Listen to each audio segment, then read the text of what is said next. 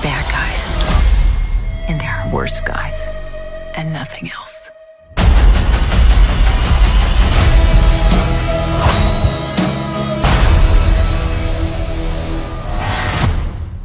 Welcome back. It's another episode from the Critics Collective. I'm the Dad Panther, writer, streamer, content creator, master of none. And we've got the gang back together, but this time it's a little different. We're going to do Thunderbolts, but we're going to spoil the hell out of it. So if you have not seen the new Marvel movie, Thunderbolts, asterisk, get the hell on. Just go. But before you go, hit the subscribe button, like, comment, follow. The road to 1 million continues. And all we ask is, hey, just check us out. 3 minutes. Let us know in the comments what we should be watching, because it's probably what you're watching. Now, with that being said, I'm here with Manny, Maite, and Corey as we get ready to do this. How you guys doing today? Doing fantastic. All right, good. Because if anybody in here says no and they're not feeling good, I don't know how any of us would react to that. So, with that being said, well, I mean, because here at the Critics Collective, we care about mental health. And with that being said, maybe that's just me. I'm kind of hinting where I'm going to go with this discussion. Mental health and mental health awareness and all that other stuff is very important. So make sure you check on the people you care about, see if they're all right. And let's go ahead and get into it. So, Manny, I'm going to have you start this off. I felt like this movie had 2 acts, Act 1, Act 2. When this started off, let us know kind of your thoughts and the opening credit scene and that big start is how this movie went on. So isn't it Mental Awareness Month anyway? Oh, is it? Somebody check that, because if it did, Marvel and Disney, they cooking. That was intentional. I didn't think of that. That was a. It is May 1st to May 31st. Oh, snap! That's a big Easter egg right there. Damn, we should have known. Okay, Marvel. Well, they do focus. Well, the somewhat villain of the movie. Okay, but like, how do you feel about the intro and the opening? All right. So you about it, gang. As far as the intro goes, with the whole monologue, that what's her name again? Yelena was going through, diving off the skyscraper. I didn't really feel much about it. As far as it goes, from my understanding, she actually did that skydiving herself. It was in the green screen. Yeah, she actually asked Kevin Feige to do the skydiving himself. Pretty much the intro, typical Marvel comedy. You know, when she's in that lab joking after killing all these people, tie up this guy and just laying out all her, again, emotional, I guess, again, mental health awareness month. She was basically using that hostage as a psychiatrist. I think Maite knows what I was gonna say, but I'm not. Manny, you be so unhinged. What? You be so unhinged. mental health awareness. I guess. I was like, yo, you brought it up. I'll stop doing that. But he's not. Yeah. Continue. But again, pretty much it started off on a good turn as far as, you know, the whole movie goes. So that's it. Okay, so as the movie transitions to where I think it starts the meat of it, which is them in this underground facility, and it seems like this individual, you know, Bob, is just, he seems like he's a child. He seems like, hey, you know, he just wants to sit here. He doesn't want to be in trouble. He doesn't want to mess with anybody. And he starts this long conversation with, I like to think, the main character. So these 2 main characters are talking about their feelings. They're talking about the void and what do you do with that and how does it feel? Did you guys have a sense of anything? Did you guys kind of felt like, okay, this is where we're going to go? My only sense, because I've read most of the comic with Blue Marvel, you know, Sentry, the Void. Because every time he would get the hint, I'm watching with my friend. I'm like, bumping. I'm like, yo, this is what he's gonna say, the Void. And he said, my friend's like looking at me like, yo, what the fuck is wrong with this guy? Because I knew what was gonna happen. But I was pretty much excited knowing about the character. Funny fact: the actor Louis Pullman, he didn't want to be named Bob in this film, because he was named Bob in another film, Top Gun. His name was Bob. Yeah. You're right. He didn't want to name Bob. But as again, I'm not going to do a quote. Again, it all goes back to mental health. There was a lot of scene where it was like leading with people dealing with. I'm saying. I'm not gonna go back again with mental health. Yo, man, he's a fucking boomer on the mic. Just you need to get by the bootstraps and buy a home. We lost Corey. We lost Corey. You triggered him. You did. We tried to go out here with a fair warning. We're like, did you ask if he's okay? Yeah, you just over here mental health. Damn, Manny. Damn.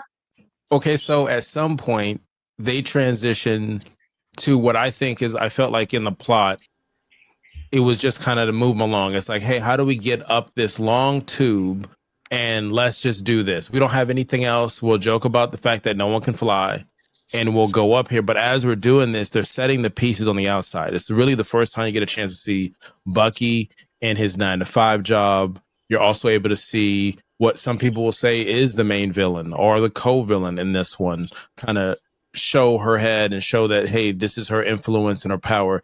At the same time, there's an investigation that's going on. It kind of felt like Superman versus Batman, where it's this trial kind of thing going on. Did that do anything for anybody here? My only thing is, why did they make Bucky wasn't he like a terrorist? So honestly, America. Yeah, how he became? He was like a secret Soviet assassin. Now he's a U.S. congressman. I don't know what more. It just shows how you can be that, and then hey, you could make it anywhere in America. Everybody's forgiven. America is the way you can do it, you know. But I felt like the case against her was kind of just like unnecessary because we didn't really dive into it. Like after it opens up the story to like her burning everything in that one room, but that's all it provided. After that, it was just like kind of like out of my mind, like I forgot about it. Exactly. So it was like, what's the point? But you know, I get it, whatever. But this what's something else we were talking about? Because I got kicked out for a second. Oh, the other when they were going up the tunnel, just the everything from before that. Oh, okay. Yeah. But it is definitely a movie about mental health because when she was doing a little monologue in the beginning, I kind of felt that it was just like you just kind of going through everyday life and just like, what's your purpose? Mm-hmm, like you get that. Like when I was just working a regular job, I was just like, what am I doing? You have like you don't feel fulfilled at all, and it's just like you want to do more, but you're not sure what that is. So I definitely felt that. Wasn't then the void that was just like a whole. You go down to a dark. It got deep. Void. Yeah, it got deep because again they're in the bottom of this prison already. Yeah, and then she's like, "What does it feel like?" It feels like, and she didn't know the words, but when he says the void, you can see them linked together, and he gets confirmation of it is a void. Yeah. And then as the viewer, I started thinking about, it's a void. Like, what do you feel that with? What hobbies? Good, bad hobbies? Like everybody watching this has some type of void, good or bad, and we feel something. I'm like, I think we in for a ride. I don't think it's going to be the traditional, summer blockbuster type of vibe on this one, or spring blockbuster. Yeah. For that character, like you said before, I felt like you had to see other movies of her doing her deals with technology and people with abilities to understand the trial. Because without it, there's no information on who she is. It's your first time watching this character. You're like, what's she going to trial for? Mm-hmm. You'd have to see all the little Easter eggs and all the Disney Plus references and everything like that to be like, oh, okay, she kind of do some stuff. Yeah, she was mostly in like end credit scenes though, right? Yeah, and Black Widow, Agatha all the way. Agatha all along. Oh, she wasn't in that. There you go. She wasn't. No, she was in Black Widow. Oh, okay, there you go. She was like the end. Yeah, and the Bucky and Sam and Bucky. I think she wasn't. Sam Wilson. Yeah. I think. But I did because want to say she had to get something US about agent. the intro, like the mental health. I feel like it set the tone for the movie because I know how in the spoiler free we talked about how we didn't get too much of the other perspectives, just like little Easter eggs, like when they were in the void. But I think Yelena, she's like the group, like kind of like there's always one person that's like the glue of the group. So like if something were to happen to them, it's like so devastating. Hopefully nothing ever happens to her, but because I think she's like my favorite so far, like out of everybody right now. Okay. But her, like, I feel like it's more her connection, you know, her mental health going through everything with, you know, her sister dying, and then she has to be the one to connect with Bob. And her and Bob have that connection. Like, you know, it's like when you're going through stuff and you really meet people who really understand you, or they might not be going through the same thing, but something similar. It just shows that you really do need that human connection. Okay. So after that, Hawkeye. What happened? What? She did that in Hawkeye with Oh, she did. Yeah. With was it Haley Stanford? Yeah, Haley was in that for the co-star. And she did that in that film too. Well, series. Yeah, so I think it does continue those feelings and building up, because shortly after that, when they make their way up, they're at this gate and they're trying to figure out who's going to be the leader of all this. Like, they go through the debacle of trying to say that, hey, this new wannabe Captain America thinks about himself and says, no, I did a tactical thing. And now they're kind of humorously joking over who's going to be in charge. And it goes to what Maite was saying, was this is kind of unconventional to sit there and say, okay, this one who doesn't want to be in charge looks like the one who's going to be in charge. And even that scene, how they couldn't get the power going, they're trying to get the door open, and those fight scenes, those waves that are coming in. What'd you guys think about that, where they put together that story, but at the same time, you're starting to get your second round of action? It was funny because it's like, it's showing that they're not like that typical group of people that have their shit together. They're like, that they're just so in sync. Okay, here, you know, you're used to seeing like fight scenes being so in sync, and they're just all over the place. They're not, they have that power dynamic. So it's funny to see. It still works out in a certain way, but it's just, you really see their personalities, you know, go together. It's really funny. I enjoyed it. Plus the action with it. I feel like we're going to get more from them, hopefully, but it is just the initial. Because, I mean, if they're just, like, all in sync, then you don't see their dynamic grow as a group. Yeah. Anybody else see anything in that scene? Sitting there killing the power, getting to that gate? I found go ahead, bro. Oh, no, I just thought it was funny when she called him the dime store Captain America. Yes. Oh. I'm like, yeah, they're roasting him up. I was like, yo, she's right. But and then let me just go back a little bit. How they just popped Taskmaster or Taskmaster-esque in the very beginning of the movie, and she's on the posters. Yes. I was just like, oh, I thought maybe she was like okay under the mask, like she was knocked out. But no, that was blood. She's done. So I'm just like, why'd you advertise her on the posters? I don't know. Somebody's contract fell through.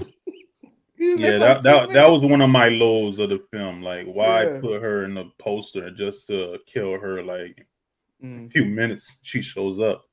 You know, it's given Finn on the Star Wars posters, where he had the lightsaber, and I was like, oh, this is gonna be some. And then you watch the movie, you're like, what is this? Yeah, we're not doing this. You lie. I think it's probably their like Suicide Squad-ish, because in the comic, the Thunderbolts, other characters joined that team, like Red Hulk and Hulkin and a bunch of other people joined this team. So we'll see what happens as far as the team goes. So I think they'll bring in the actual Taskmaster, like the dude that like actually memorizes people's moves and all that, to mimic them. Because she was like kind of like a drone a little bit, right? Yeah, she felt kind of lifeless a little bit. Yeah, so I feel like they're opening the door for the actual Taskmaster to come through and do his thing. Okay, so the gate opens up. They're sitting there. The fight basically it's kind of like, I don't want to say Ocean's 11, but they're trying to sneak through. They do a good job, you know, sneaking through, changing some stuff, some elements, using their abilities, their power. And you watch the dollar value renter, you know, Captain America sit there and like, I'm not going to tell you who I am. And the plan falls apart. And Bob, who's trying to help constantly each time, he just wants to help. He's putting his life on the line.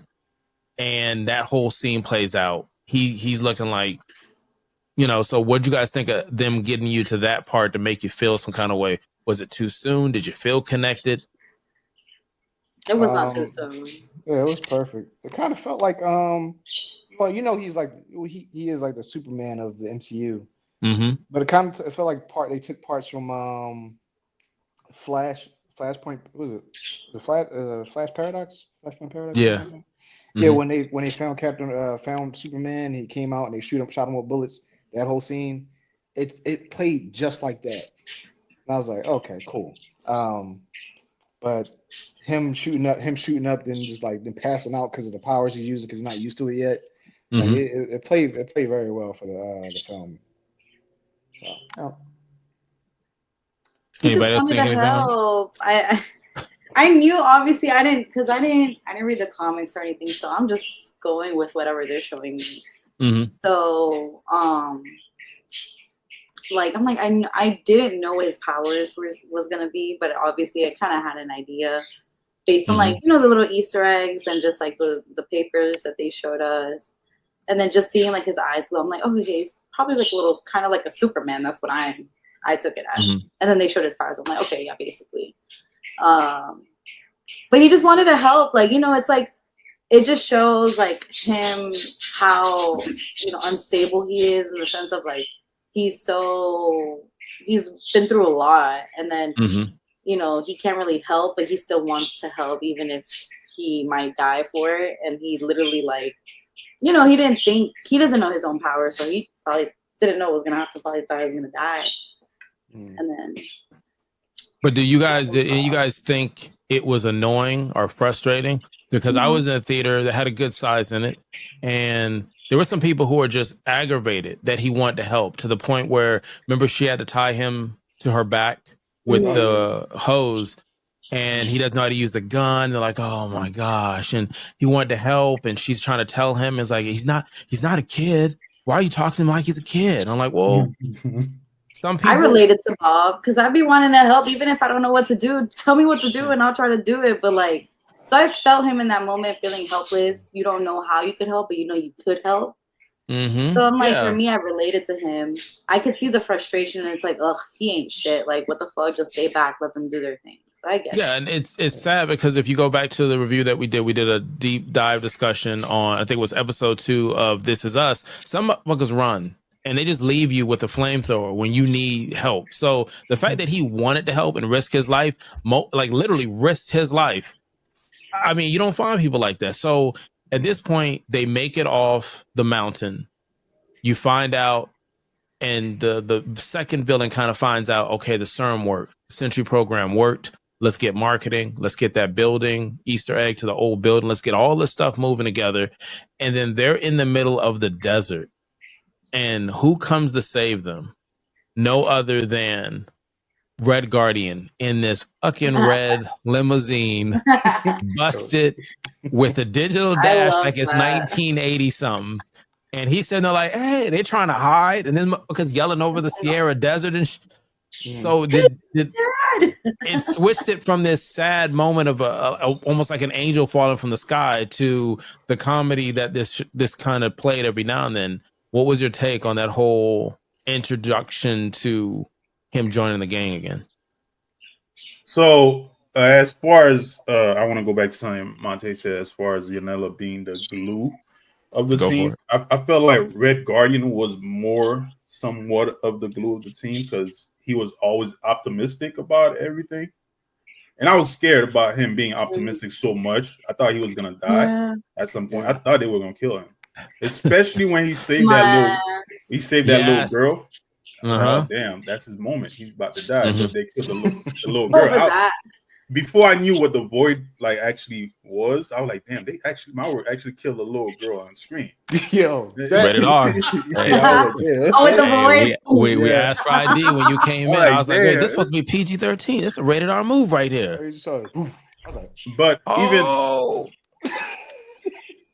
even at the beginning of the film, when he was home watching old footage of himself in the Soviet Union, you could see that he's also struggling with, some type of, self fulfillment.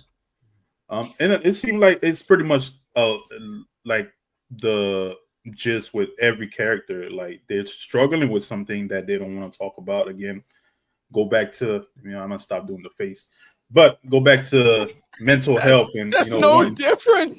That's no different. Like, hey, listen, I don't want to be racist, but let me just say, I mean, it just because we all saw it in your body. Like, there was one time you said something before this, and my thing was like, "Oh, it was close." And then you were like, "Shoulder." I'm like, "He's about to say something. He's about to say something." But we get it. Like, there's a lot of this film. Yeah, I'm gonna take a deep breath. You take a note. No. To tell you the truth, like I understand where it's coming because I've dealt with it before, where you struggle with something and it's hard to talk about it, not knowing, if you're gonna get the type of help or open up to anybody close to you, which what Yelena was somewhat dealing with, and he was dealing with. Even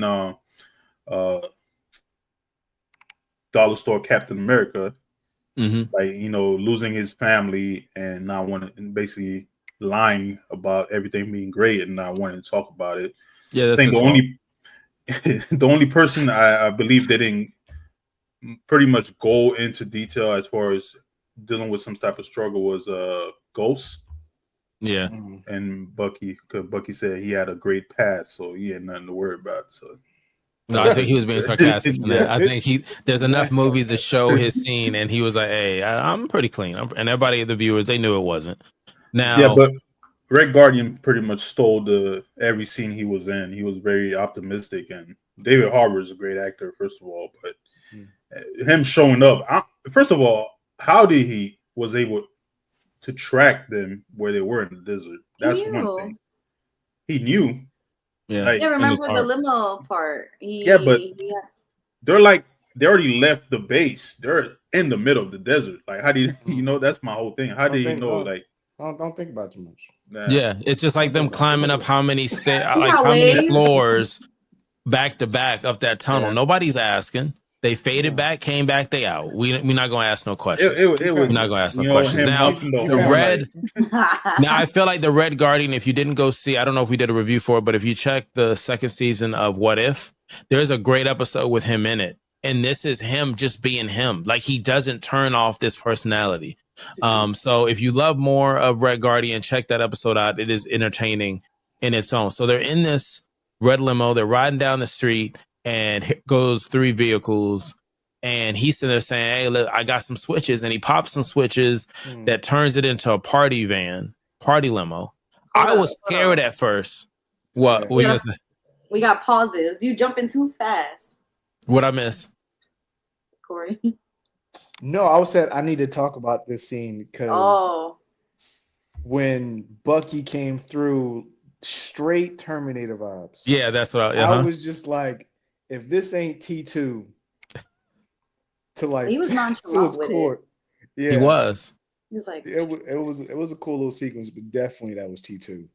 But I was concerned at a part where he flips the switch before Bucky pulls up, he flips the switch and then a disco light starts playing, the music, Genuine Jump on it. And the theater was kind of moving for the first time, coming alive. Like they were like, "All right, let's do this." And then I'm assuming it was a fog machine was putting out fog. I was concerned because I thought it was a dark joke. Like you get some ladies or some people in the back, and then that you done knocked them out. I'm like, what are they doing? So I'm glad it kind of switched. It wasn't long enough. I'm just keeping it real. I'm a cynical person. Why would Red Guardian do that? Hey, listen, the times are hard. He's trying to make some money. He's got a limo service. Said he got a phone number on the side. I'm just saying times are hard. But you got these 3 vehicles that pop up, and everyone's trying to use their abilities, and they can't. And so, like what Corey was saying, here comes the superhero to save the day. But yeah, he does it in a very chill way. What'd you guys think of that action sequence that was kind of remnants of Terminator? I mean, that's just Bucky. That whole the scenario for him is that's easy work. You think about the type of missions he's going on, the people he's fought. That's just probably like the light. That's like a walk in the park for him.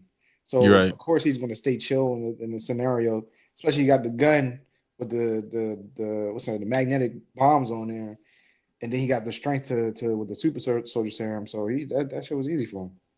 I'm gonna speak for all the women that when he wrapped the thing, that hook around his hand and just on the ground, and then that car flipped over. That was very. That was unnecessary. You know what? I'm glad. Okay, yeah, he's not being a hater. That was for the girls. It's not just Manny. And if it's for the ladies, that's fine. But I was sitting there saying, I know the hell he's not going to just say fuck physics. Physics. I'm like, okay, all right. Could have shot the tires and get over. Got a vibranium arm. You can do some stuff. Yeah. I ain't mad at it, but I'm just, you know what I'm saying. Just mind your business. That's all. Anyway, it was a waste of time. Could have shot the tire instead of having to stop trying to look cool for the ladies. Shoot the tire, keep it moving. Okay, so my business sense, you got a little warm. And that's fine. That's fine. You know what I'm saying? Just, you know. Oh my. So as we move out of the desert, and it seems like it segues into a place that is not as dry. As we move out of the desert, there's a move where you see what I'm saying? So keep going. But I'll even go back a little bit. The part where they're cheering and they're like, "Yeah, Bucky saved us. It's a real hero. And we're just a bunch of flunkies." And then I thought it was perfect comedic timing to sit there and I'm like, "No, fuck y'all too," because the theater had no clue that was gonna happen. They're like, "Yeah," and then boom, they're like, oh shit, so who's up, who's down, who's the good guy, what's going on? And so now they're in this warehouse tied together, which I thought was interesting because two of them have like super strength. And so you put the same bar that you wrapped around them, like they couldn't get out of it. But I'm like, all right, we got to get the story together. And they have this. They had that iron rod around them too. They just not the rope, but they had an iron rod wrapped around them. But don't they both have super strength? All three of them? Yeah, but they were also their arms were. He had them tied to like their arms. Okay, so too many ties, you can't move. Okay, gotcha. You know what? Don't think about that writing for the plot again. I'm just saying. I'm putting it out there. I'm just sprinkling. That's the third one. I'm just sprinkling. I don't want to jump ahead because there's another scene. If you guys so for that scene where they're sitting there having the conversation and they're sitting there saying, "Hey, look, here's the plot. Here's what's going on. Help us out." And he gets that phone call and drives it to that next part. Was there anything out of that you guys want to speak on? Did you think it was a good way to move the plot? Did you think it was lazy on it? Did you? It's for a group dynamic, I think, because I feel like it shows that you would think ideally Bucky's going to be the leader, but it kind of goes to show like he is not really the leader because he's not listening to the group. And so I feel like it kind of goes to show like, okay, you see this group is going to be put together somehow. They're going to stick together, but you're kind of playing as to, okay, what's going to be the dynamic? Because you know it's going to be a new group. So that's how I took it. Yeah. Okay. As you move forward in the story, now you're finding out that trial that they talked about, the trial of the century, is not going to happen. And you have the assistant who's pulled in two ways. She's obviously talking to Bucky. She's talking to her boss. And she wants to do the right thing. She wants to help humanity and still bring up technology. But now at this point, Sentry, or Bob, is now back into her custody at a famous building. And they're sitting there talking about what they're going to do. The branding team's there. She's sitting down, she's talking, and she's like, I know everything about you. And you start to see how this plays on how someone thinks. Did that change the narrative of what we've been seeing so far? Or do you think that fits into what this movie has been given already as she's coming in here, kind of like a puppeteer? It fits the vibe of who she is. Because since her intro into the MCU, you see she's like playing on these people's, I guess, emotions and their vulnerability, and just pulling them onto this team. So that played like her playing on him wanting to be helpful, because deep in his core he wants to be helpful because he grew up like you make everything worse, you're useless pretty much. And then a person coming to him like a mother type figure saying, you know, you could be helpful, you could be this, that, third. And I gave him like a little bit of hope, like being something bigger than what he is. So it definitely played into the aspect of the movie in itself. So okay. Now, as it continues, we don't get the traditional montage of him working on his abilities. Yeah. Okay. Do you think we were cheated by not seeing that? Do you think that do you think you're like, hey, we've seen it already, we're just gonna assume it's some Superman-ish type thing? Or because the next time we see him, where we're getting into really that second act, we're in that second act, is at the point where Bucky and the crew, the Thunderbolts, because it was a soccer team that she was a part of when she was a little kid, and it was sponsored by the Critic Collective, where one girl apparently pooped live on a game. I mean, their words, not mine. Did you think we were cheated not being able to see his abilities and him learning it? Not at all. No, I think because he still doesn't know. He's still learning as he goes. Because he got it like that. Like he was able to, because they only show you that one scene where he's boiling water. That was it. Which is why I thought again they killed that little girl, because he was able to boil water. Was it boiling water? That was boiling water, or it was boiling water? It was boiling. He was doing both. He was able to move it, and then at some point you could see the bubbles pick up, and it started getting hot, and then it shattered. So it could have been 2 or 3 little elements, but it's just so we've seen him fly, we've seen him not take damage, and then now you'll be able to see him move things and do that. You've already seen parts of the Void where he bumps into great value Captain America, and you saw that. So. I feel like the telekinesis is. I don't know if it was me, but throughout watching the movie, every time something would happen with Bob, as far as emotionally, you could see. I don't know if it was me, but you could see a little bit of his eye, like it was like a little darker throughout the film. It's like that yellow ring will pop up around his eyes a little bit. No, I was saying like if something negative happened, you see it, and so like it was like around his eye, like eyeshadow was like darker. Yeah. Oh, okay. I didn't notice that part. I noticed the eye glow a little bit. Yeah. So. Yeah, the glow. I just thought it was power. Yeah. I feel like a Superman with telekinesis is just OP. Like, come on. Like you can move me with your mind and then punch a hole through me at the same time. Yeah. Yeah. That's kind of OP. Yeah. That little sequence when they was all going at it was dope though. Okay, so they get in this van. That's like, hey, what's the plan? There is no plan. And Red Guardian loves it. He's hyped. He believes they should be a team. They already have a leader that's picked. Red Guardian is basically the dad of the group, and we get that cemented in as they talk later on. But point blank, they pull up to this place, kick the door down. You get this fight scene that happens, and then it's basically it's not necessarily a trap, but it's like it's a part of her plan. Like, hey, she's like, hey, the door is open. And so now they go up to this room and they're ready to arrest the person. And just, I felt like, I'm like, man, the movie can't just end now. Like, don't get me wrong. I don't want it to be too long, but I just feel like there's nothing that we're given if this is it. She goes to court. So what Corey mentioned was that fight scene that happened. What did you guys take from that fight scene? Like, as you're sitting there experiencing that fight scene, you're seeing this ability. He's got the brand new drip on. What was your thought process? This is where we need characters like Blue Marvel to start coming into the MCU. And I say that to humble his ass. Yeah, but I say that it's possible because with the Isaiah Thomas character, how they just like made him Captain America and then took him for studies. And then with Blue Marvel, he wore a mask at first, but when somebody found out he black, he's like, no, you gotta chill. Yeah, you gotta go. And he went into hiding in his little base. So he ages very slowly. So this can be a way to intro him back into the world and like have what's his name? The guy from Ant-Man, the dad from Ant-Man, Hank Pym can talk. He can like basically he's like, yeah, I remember him. You know, I never really talking about him, but you know, I remember him when he was in action, he was dope, but we had, you know, America wasn't really rocking with a black superhero. So I feel like now that we have Sentry at such like a high pinnacle of power, we can bring in people like Blue Marvel into the universe and like get his origin story out the way. Because I'm there first day. Yeah, I'm right there with you. I'm seeing it all week, every day. I'm getting a ticket. But yeah, that's what I took away from it. Okay.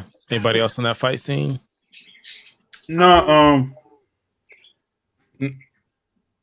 First of all, when I heard that Sentry was going, I wanted highly hoping that they bring Blue Marvel in. I don't know if he's going to be stronger than Sentry because I think the Void is stronger than all of them put together as far as it goes.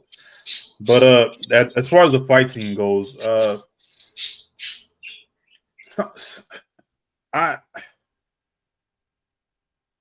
was okay with it, but it's just I don't like when Marvel always have to, when they have like characters who are not that powerful, they always have to have like a villain who's like OP they have to fight.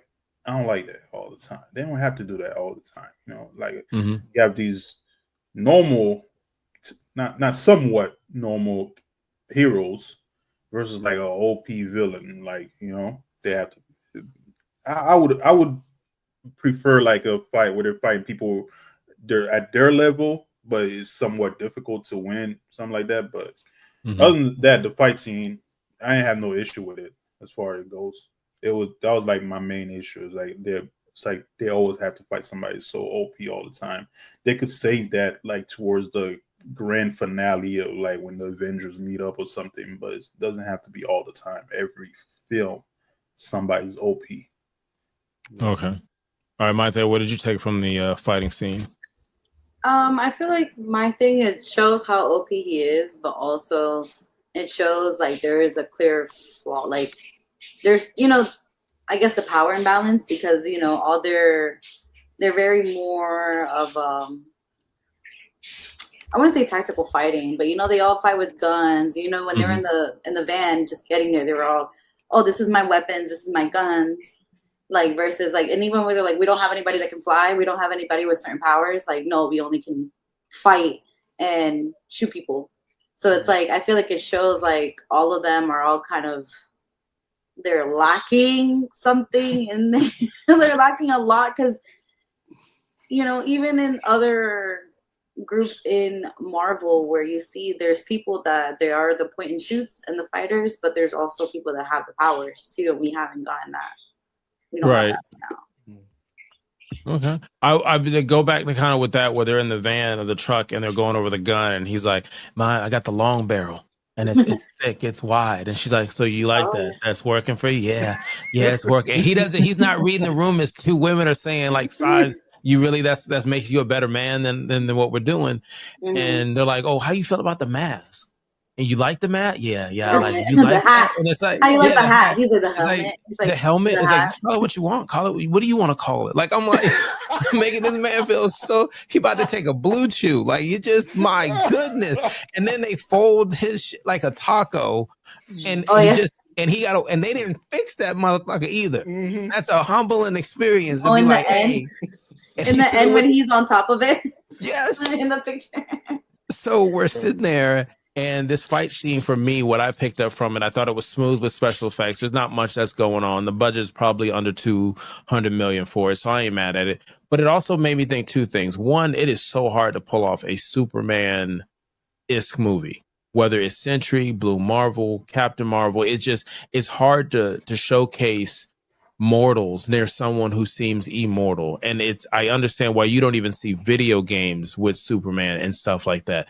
The other thing I took from it was Marvel has in their phases introduced hand-to-hand combat and superheroes around the world and then magic. And now this phase is really supposed to continue the conversation of magic, but also space. It added that power scale. Like we were all talking about OP characters.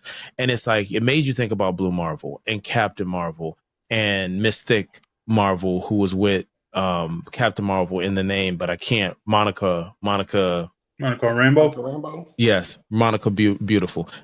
All those different abilities, and you're sitting there saying like they're not on the same level as some of the favorite characters that we grew up with. And so if they go down this road with Doom and all this other stuff, you're like, damn, Dr. Doom you don't even know his power scale and the stuff. If you're not reading it, that's what I took from the fight scene, that it was almost their way of saying, are these your kings? Are these the people that you look up to? You plaster them on your wall and they're nowhere near the power cap that we're about to take you on this phase.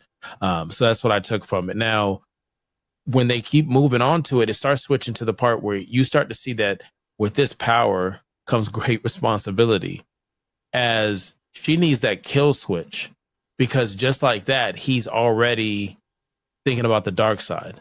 Do you think it was too soon to go that route? Do you think the timing was good for it because there's a bigger story that's going in the future of Marvel, or you wanted him to be this figuring stuff out before he made that switch? Well, they already kind of like the assistant was like hinting that he already had like some type, especially with his background, drug abuse. He already had that mental issue, and now that he has all that power, he had the moment of grandeur, like, you know, thinking he's a god. So it was kind of hinted that he was heading in that direction, with the assistant constantly warning her that, you know, he's unstable. So didn't really I would have preferred that something would have happened, like instead of him having that moment of grandeur with the power, just something negative happened exactly, and he transformed into the void instead of the whole kill switch. But other than that was it. Okay. Anybody else on the switch over, kill switch, becoming the void? I mean, it was necessary for the plot because it was like we already seen them get whooped by Sentry, and they'd go up there again. It's going to happen again. So they needed somebody, needed some type of vulnerability to get inside of his head and bring him back, or bring Bob back to the forefront. So it was for the plot, it was good, but I do feel like, you know, maybe it was a little soon. But you know, what can you do? All right. Like nobody was coming to beat him at all. Yeah, you're right. You're right. I felt the same thing. I felt like you just had to do it to push the narrative. And I didn't look at it as a negative way to push the plot. I just looked at it as, hey, look, I think they've showed us what can happen. And now it's time for this character to evolve, because it continues the bigger story in this phase that they're trying to do. Now, at this point, the whole court hearing is done. I don't even know why they brought it to begin with, because it's never really brought back up for the rest of the movie. And you're seeing these heroes step up in the Void's, I guess, action of, hey, I want everybody to feel the way I feel. I want to bring you into my world. And you're seeing at the same time that deep conversation between basically a dad and his daughter. Yeah. And what that meant. Like, I needed you now, and I haven't had anybody for a year. I've been by myself. Do you think that took the air out of the movie? No. Because we really don't have that many movies with this kind of deep conversation. Like it was, like it was relatable, like especially like to want to have, not just from your dad, but just like any parent or parent figure, when you're going through stuff, and then they're also going through their own, especially, like, the loss of Black Widow, it was there's her sister and then Red Guardian's daughter. So it's like, they're both grieving the loss, but not coming together. And she's like, you should have been there. And he wasn't there. And it just, that necessary moment that I feel like it was from the beginning showing that she was lonely. She was missing something, that purpose. And I feel like she needed to hear that. They needed to clear that out because he was also going through it too. And you can see his pain, seeing her in pain. And I feel like it was very necessary to really get her to, like, especially with what came right after, like when it came to her going into like the void part, like, I feel like after having that conversation with her dad, it kind of gave her that clarity versus like she was going into it with, fully accepting what might come from that. but also knowing that she had something to accomplish. Yeah. Versus like, I feel like if she didn't have that talk, it probably would have been like more like she's just doing it just to do it, you know. Okay. All right. So at this point now they're in the void. This is towards the end of the movie. It's really wrapping it up, and this is really the main villain that we're going against. We're in this void. What did you guys think of their artistic approach to the void that felt like Inception mixed with some other elements that we've seen before in sci-fi or superhero movies, and some kind of triggering situations that some of us can, I don't want to say we've been there before, but some of us have been there and know somebody who's been through it. What do you guys think of that battle, a different kind of battle? I liked it. It's interesting. Kind of, it was like Inception vibes. Like you're going from, you know, reality to reality, I guess, because it's not really a dream. It's their past. So it was really interesting. I wish we kind of got more into everybody else's experience in the void versus just Yelena and Bob's. Just to kind of see like how they handled it, because they all got to a certain part. How do they all get to the same room? You know, I wanted to see how their little journey was, because it's like, how did you know where to go? You know, so that kind of also would have explained the void a little bit more, because I was like, they play at it before he even gets dark, or when they touch him, and then they're like in this memory, and then they're like, what happened? And he's like, what? So it's like, for me, it was kind of like, what's going on? And even with the void part, I'm like, I understood it, but also I needed a little bit more clarity. So I guess maybe from getting the other perspectives would have gotten a little bit more clarity into the void's power for me, just because I don't know too much of it. I agree. Okay. So, as like you said, Ron, I agree. It felt like Inception as far as when they entered the void, that part of the scene, them jumping screen to screen. One part that made me laugh was when they were fighting him when he was wearing that chicken costume. Like, I was on meth. Yeah, that was wild. And he's over there spinning that sign, and they gotta.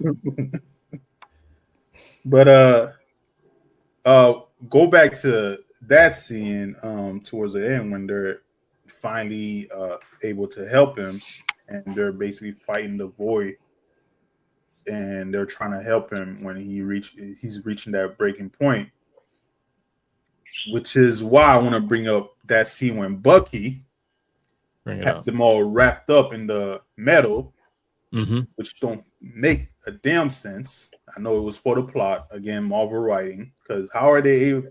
Red Guardian was able to break through that big ass, I don't know, metal structure, but they couldn't break to the metal part, this little metal bar, and they all have the same strength. I don't think they wanted to escape though. I don't think when they initially got caught by Bucky, they know Bucky. Why are they trying to escape him? Like, I feel like they were trying to talk reason into him. They're just like, because if they try to escape and they're trying to speak reason into him, all that reasoning they were trying to speak is going to go out the door the moment they try to escape. So they kind of just had to just be at his mercy until he got it together. That's how I took it in the beginning part. Yeah. It's like a dream space. Physics don't work the same. That too. So how many times you in a dream and you running and you just can't move and you can't swim, you can't whatever, and it's like, I'm in a dream. And he was also distracted too. Like, he was fighting the void. I feel like he wasn't really paying attention too much as to that. So maybe they were to break through. Manny's like, man, fuck that. That's still bullshit. They could have broken through. See, Manny's already been telling us there's no spoiler needed for Manny.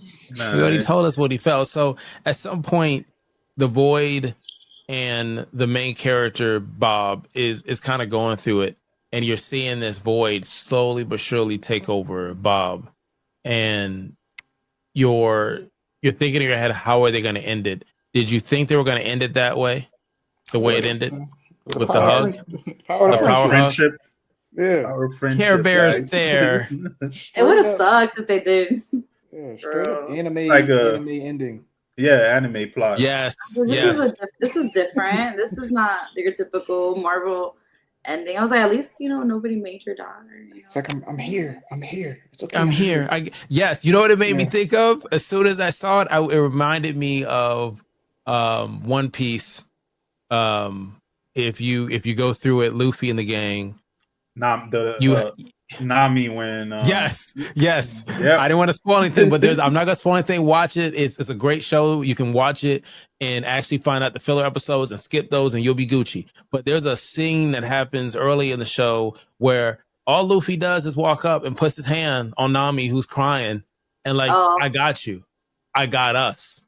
And that's a friendship. Like, I'll ride or die for you. And if you're not a fan of Luffy and the gang by then, you ain't got no soul, brother. You might as well have to ask for admittance to come back into the room after you leave, because you're not from this plane. I'm just saying. So I thought it was going to go somewhere different. I'm not mad at it, but I am, though. I mean, it's real, though, because sometimes you just need someone to say, I'm here. Mm-hmm.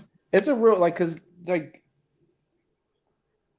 just somebody that does, like, never really had anybody, and then you just run into these people that just say, I'm here for you.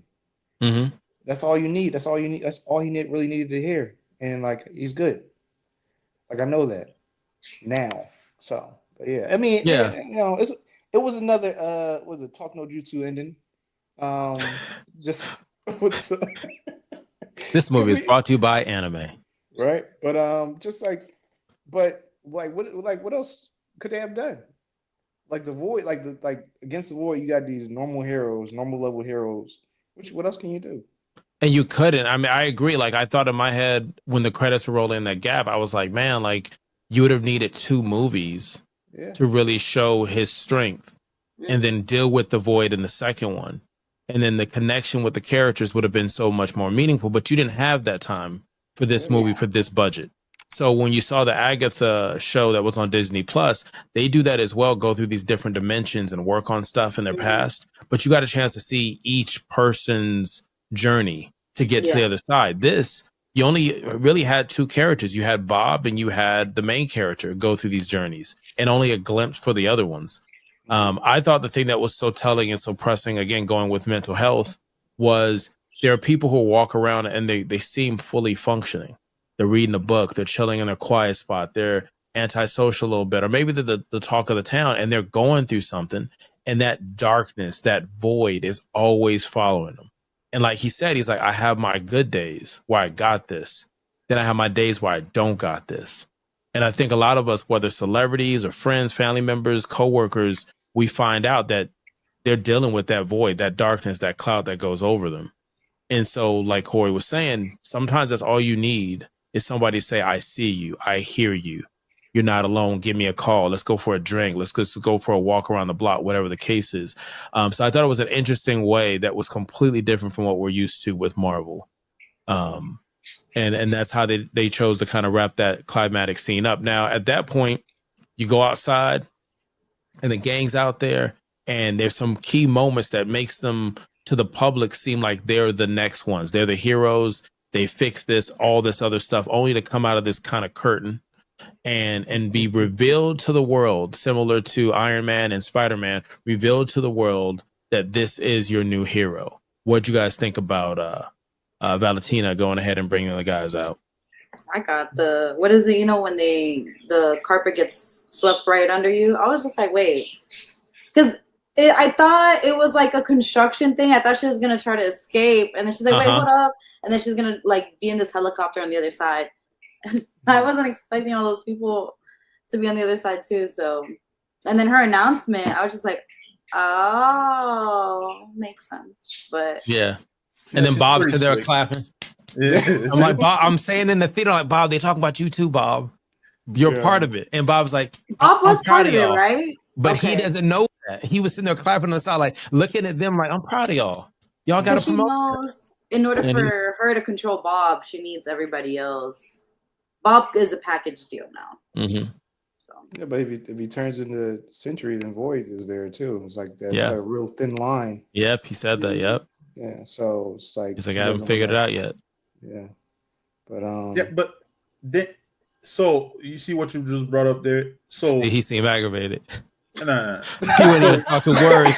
Pugh is sound effect, but no, because you brought up, Corey brought up because there's a thin line between the void and you brought up that when he was clapping because he doesn't remember what happened. Nope. But at the end, he remembers like. Hey, man, but he said that. He said it comes and goes. Sometimes he remembers. No, he didn't remember what happened. Yeah.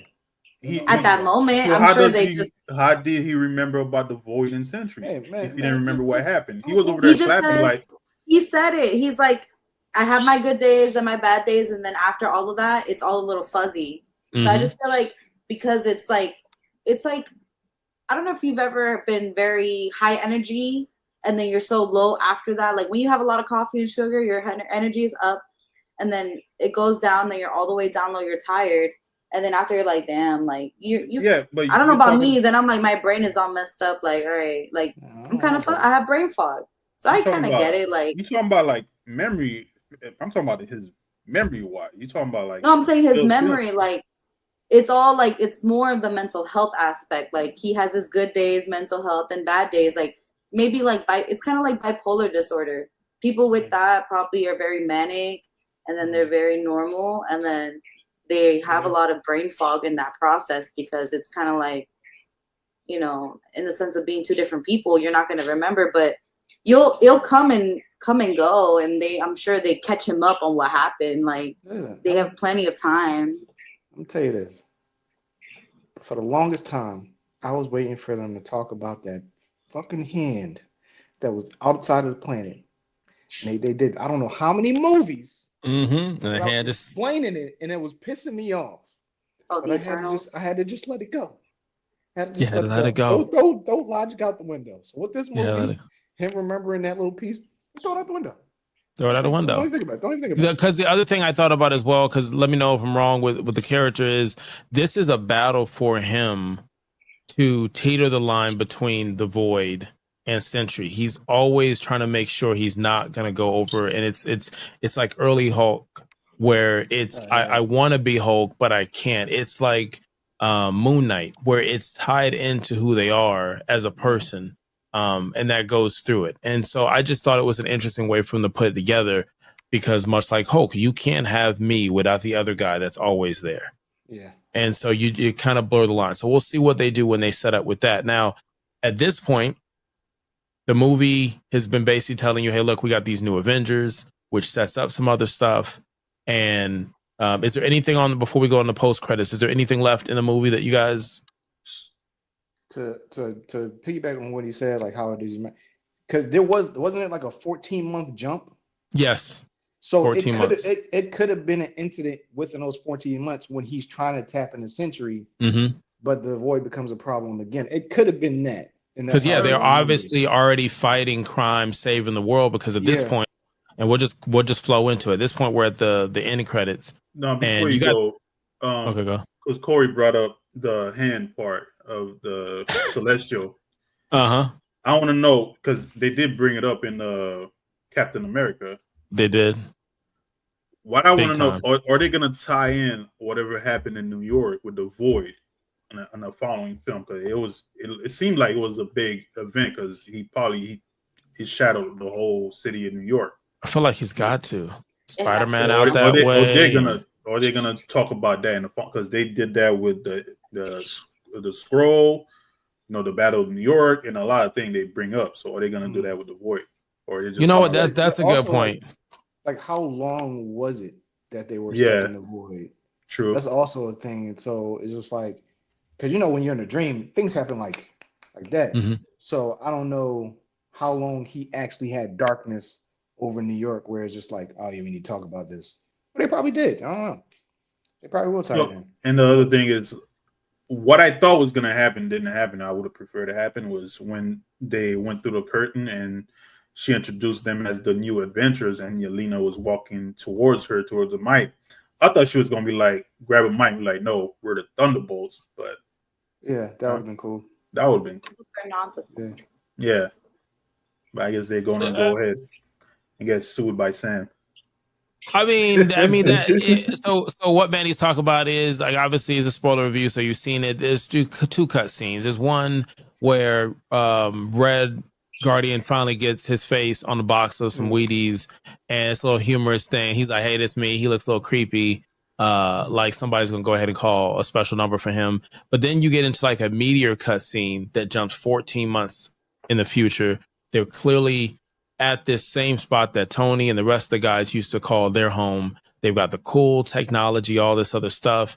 And Bucky is still kind of not being a leader. We already know who the leader of the group is. He's kind of like being the vet in the locker room.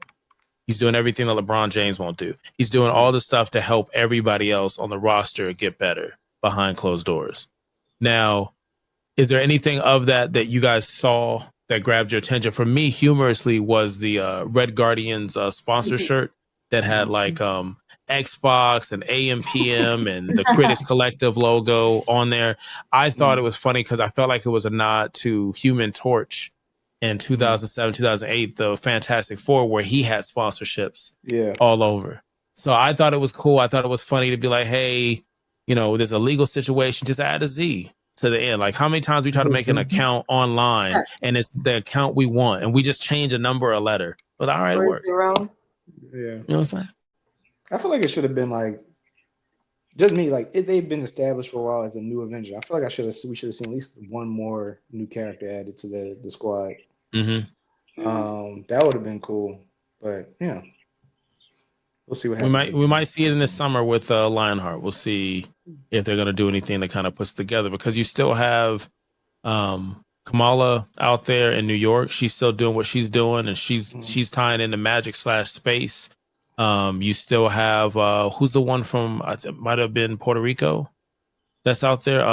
Miss America. America. Yeah. What's her name? From my understanding. Because there was a rumor that Zemo was supposed to be part of that. I thought so team. too. Yep. I think that was early on. Yeah. Yeah. With Valentina, knowing how she works, she's probably gonna add Zemo, and maybe later on the Red Hulk. You will see. Yeah. But they also working on Young Avengers as well. So. You got that. Plus, yeah, right. Yeah, you have that. So you might have that segue there. Black Panther, they're recasting and some other stuff. You'll have that as well. But I don't know if this is going to be darker in this next phase, because going back to what you said about the Void in the comics, the Void kills, I think over 1 million people die because of the Void, the cause and effect that happens. Because remember when Great Value Captain America, sucks for it to be him because I don't see anybody calling him Cap, not my Cap. Matter of fact, it was in the news, like they were talking about like throwing shade at the Avengers, but remember he almost walked off the ledge because he was so into this dream. We don't see that cause and effect. So it's much like the hand in the ocean. We hope they tackle that later, but if it goes with the comics, if it goes with what they showed us, there are people that probably were driving or doing stuff and they were so consumed with their fears or their challenges that they lost their life. Again, having that same conversation with mental health. It's like you're just in that black cloud so much and you're like, man, but you were just dancing, you were just cool. What just happened? It's like, oh, I was in the void. And it's just what it is. So is there anything else that you guys that we might have missed, whether in the end credits or the full movie in general, anything that grabbed your attention? I think once I think they're gonna officially change his name to U.S. Agent. Because I think so too. He's not Captain America because Sam Wilson is. So I think they're probably going to do that later on. He's like, I'm go by U.S. Agent now. But which I thought they were going to kind of tease him and set that right. But and it looks like there's going to be a conflict as far as with Sam Wilson and what type of Avengers these guys are, which probably going to cause them to change their names and stuff, because it seemed like they're more of like the rated R team. You're gonna have the PG Avengers. I think that's what's probably gonna happen. Might get another Civil War situation.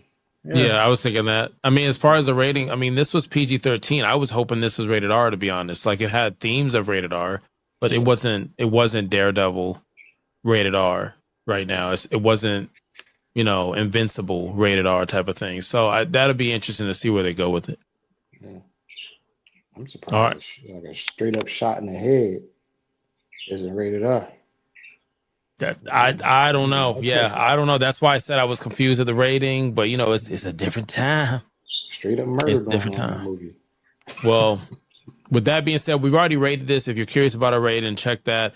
We got other stuff that's out on the channel. Before we wrap it up, just try us for 3 minutes. If you lasted this long, bravo. I appreciate it. Hit the subscribe button if you haven't already. We'd greatly appreciate it. Anything else, guys, before we head out? The last scene with the spaceship. Mm-hmm. Oh, We're about the 4. Okay, so at some point, Bucky tells her to check the system to check this, bring up visuals and all this other stuff. Was kind of funny. Then you see the spaceship, they zoom in and you get that distinctive logo. You also have the theme that's playing in the background for Fantastic Four. And then that's your tease that you get. How'd you guys feel about that? Because for me, I felt, like I said before, the power scale is being adjusted. Space is coming into it more. Magic is right there. And you got this is the next, probably the biggest movie that they have on the phase as of right now for information they've showed us. And I think I heard dimension from the computer. So it's I think there's a lot that's going to happen as far as the aspect, because how they brought back Robert Downey Jr. He's probably from another dimension, and that's why he's Dr. Doom. So they're hinting that. So we'll see what happened with that, and with Secret Wars too. It's probably going to be a bunch of different worlds colliding, and I'm expecting a. Hopefully, and got my fingers crossed for this phase. Are you guys excited about Fantastic Four? Did that little scene do anything for you? Yeah, I'm looking forward to it. Every time the preview come down, I'm like this. Yeah, I didn't see any preview with this one. Yeah. Same thing with Superman. I don't watch previews, especially if it's like sci-fi superhero stuff, because they be given to what I watched the trailer for this today after the movie, and that gave away way too much. Like honestly, really? Thunderbolts? If you watch Thunderbolt, there's like 2 or 3. I felt like they did. I only saw the first one though, and then I thought it was gonna be a D23. See, I thought it was gonna be Bucky getting recruiting all of them. So it was completely different from what I thought it was gonna be. All right. Well, you could have been anywhere in the world. You chose to be here and watch us talk about this movie. Let us know in the comments how you felt about this movie. Again, until next time, Kalika Lika Lao.